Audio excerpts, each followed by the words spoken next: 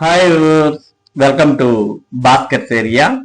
AP mega DSC 2025కు సంబంధించి ఉపాధ్యాయులు మరి అక్టోబర్ 13వ తేదీ నుండి కొత్త పాఠశాలల్లో చేరి విధులు నిర్వర్తిస్తూ ఉన్నారు. అయితే మరి కొత్త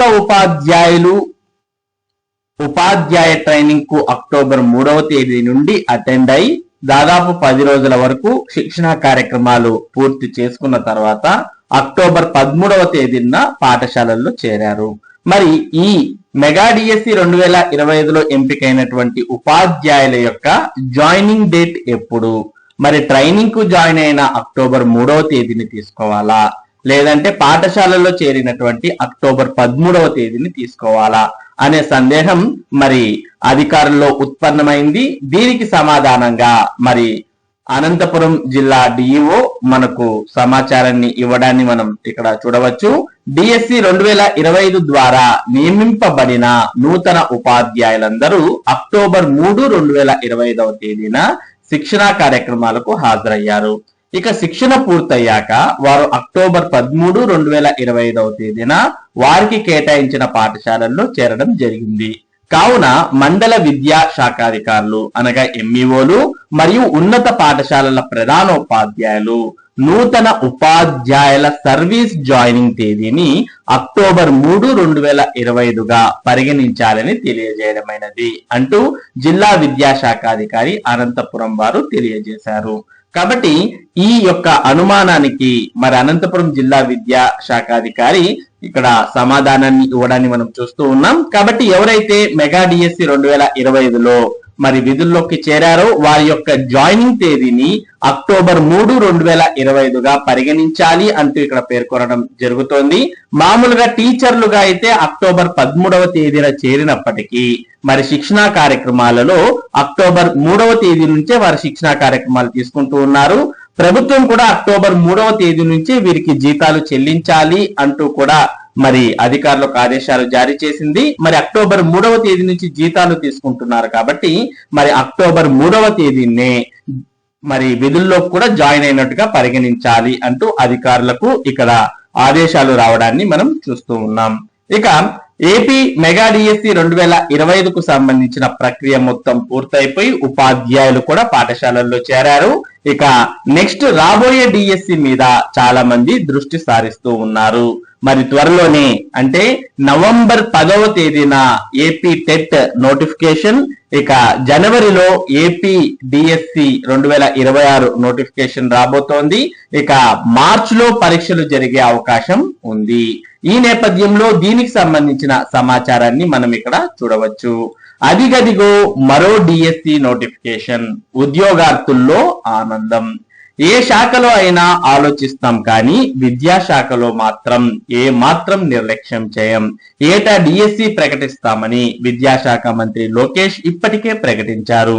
ఇది తథ్యం, అభ్యర్థులందరూ సిద్ధమవుతూనే ఉండండి అంటూ ఇటీవల సీఎం చంద్రబాబు మరి కొత్త ఉపాధ్యాయుల సభలో మరి పేర్కొన్న విషయాన్ని మనం ఇక్కడ గుర్తు చేసుకోవచ్చు. ఇక మెగా డిఎస్సి ప్రక్రియ రికార్డు స్థాయిలో 4 నెలల్లో పూర్తి చేశాం. మరో డిఎస్సి ప్రకటన జనవరిలో ఇస్తాం. మార్చిలో పరీక్షలు నిర్వహించి కొత్త విద్యా సంవత్సరం ప్రారంభంలోనే నియామక ఉత్తర్వులు అందిస్తాం. నవంబర్లో టెట్ కూడా వేస్తాం, తయారవ్వండి అంటూ ఆంధ్రప్రదేశ్ విద్యాశాఖ మంత్రి లోకేష్ గారు కూడా పేర్కొన్నారు. కాబట్టి ఎవరైతే ఈ డిఎస్సిలో ఉద్యోగాలు పొందలేకపోయారో అటువంటి వారు నిరుత్సాహపడకుండా మరి నెక్స్ట్ రాబోయే డిఎస్సి 2026లో వారు ప్రయత్నాలను ఆపకుండా కొనసాగించినట్లయితే డిఎస్సి 2026లో విజయం సాధించవచ్చు.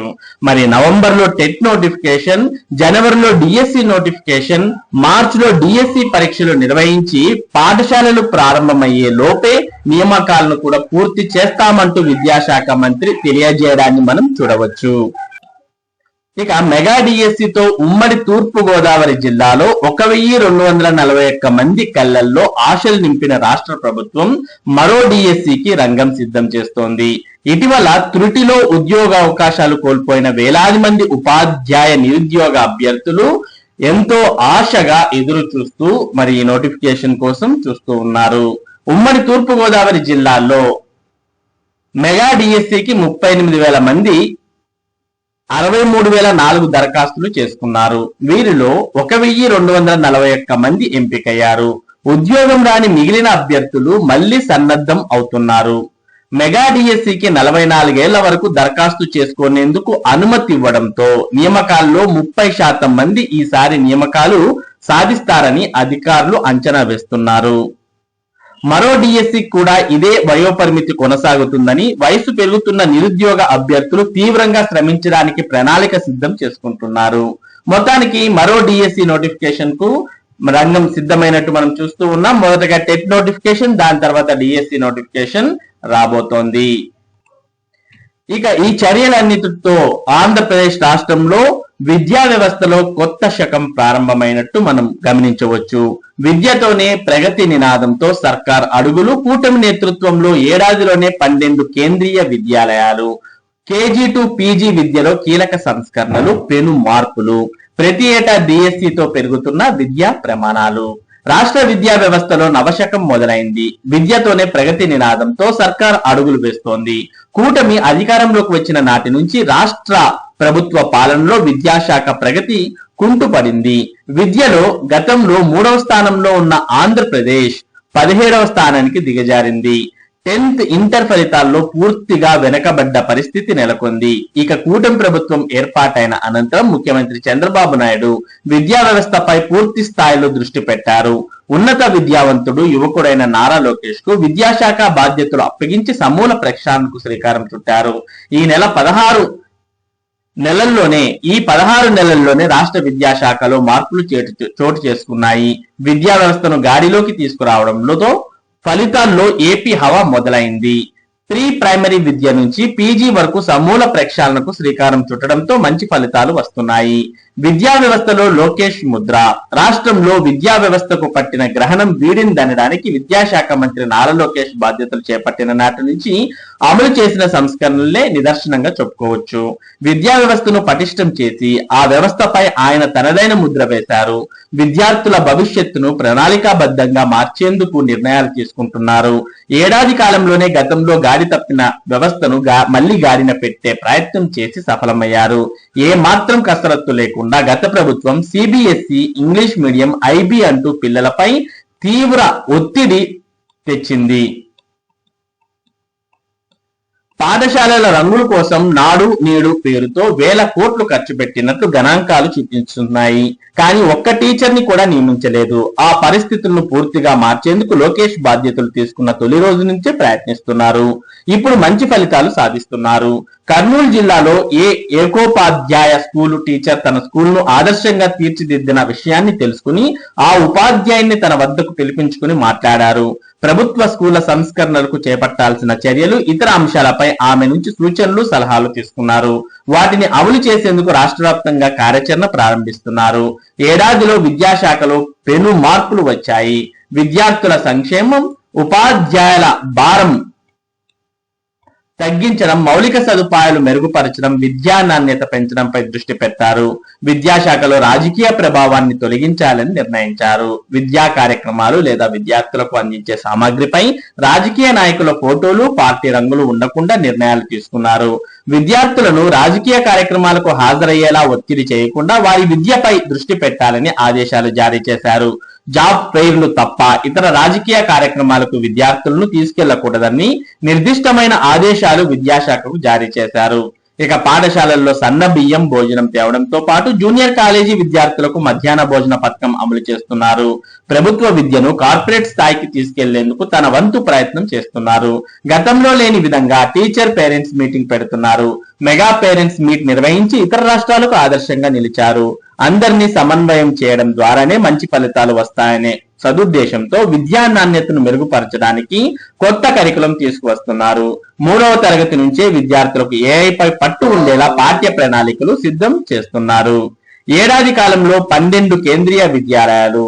ఆంధ్రప్రదేశ్ ప్రభుత్వం కేంద్ర విద్యా ప్రభుత్వంతో సత్సంబంధాలను నెరుపుతూ రాష్ట్రానికి అవసరమైన నిధులు, ప్రాజెక్టులు, విద్యా సంస్థలను తీసుకువస్తుంది. ముఖ్యంగా విద్యకు అవసరమైన అదనపు నిధులు సాధిస్తోంది. సమగ్ర శిక్షణ ద్వారా ఒకవైపు కేంద్రీయ విద్యాలయాల ద్వారా మరోవైపు రాష్ట్ర విద్యా వ్యవస్థను బలోపేతం చేస్తోంది. కూటమి అధికారంలోకి వచ్చిన ఈ 16 నెలల్లోనే అనేక విజయాలు సాధించింది. ఒకే ఏడాదిలో 12 కేంద్రీయ విద్యాలయాలను రాష్ట్రానికి తీసుకువచ్చింది. గతంలో 8 కేంద్రీయ విద్యాలయాలను రాష్ట్రానికి కేంద్రం కేటాయించేలా మంత్రి లోకేష్ ఒత్తిడి తెచ్చి సాధించారు. తాజాగా మరో 4 కేంద్రీయ విద్యాలయాలను రాష్ట్రానికి కేంద్రం మంజూరు చేసింది. దీంతో ఒకే ఏడాది 12 కేంద్రీయ విద్యాలయాలను రాష్ట్రానికి తీసుకువచ్చిన ఘనత కూటమి ప్రభుత్వానికి దక్కింది. ప్రస్తుతం రాష్ట్రానికి కేటాయించిన ఈ 4 కేంద్రీయ విద్యాలయాలతో రాష్ట్రంలో మొత్తం 48 కేంద్రీయ విద్యాలయాలు ఉన్నాయి. వీటిలో అత్యధికం సీఎం చంద్రబాబు నాయుడు చొరవతో మంజూరు కావడం విశేషం. మొత్తానికి ఆంధ్రప్రదేశ్ రాష్ట్రంలో విద్యలో నవశకం ప్రారంభమైనట్టు మనం ఇక్కడ గమనిస్తూ ఉన్నాం. మరి ఆంధ్రప్రదేశ్ రాష్ట్రంలో త్వరలోనే మరో డిఎస్సి నోటిఫికేషన్ రాబోతోంది. దానికన్నా ముందు టెట్ పరీక్షలు కూడా జరగబోతున్నాయి. ఇది ఏపీ మెగా డిఎస్సి 2025 అలాగే రాబోయే డిఎస్సి 2026కు సంబంధించినటువంటి ముఖ్యమైన సమాచారం. ఇటువంటి ముఖ్యమైన సమాచారాన్ని భాస్కర్ ఏరియా మీకు అందిస్తూ ఉంటుంది. మరి ఈ సమాచారం మీరు మిస్ కాకుండా పొందడానికి మన భాస్కర్ ఏరియా యూట్యూబ్ ఛానల్ కు సబ్స్క్రైబ్ అవ్వండి. అలాగే ఈ వీడియోని లైక్ చేసి షేర్ చేయండి. Thank you for watching this video.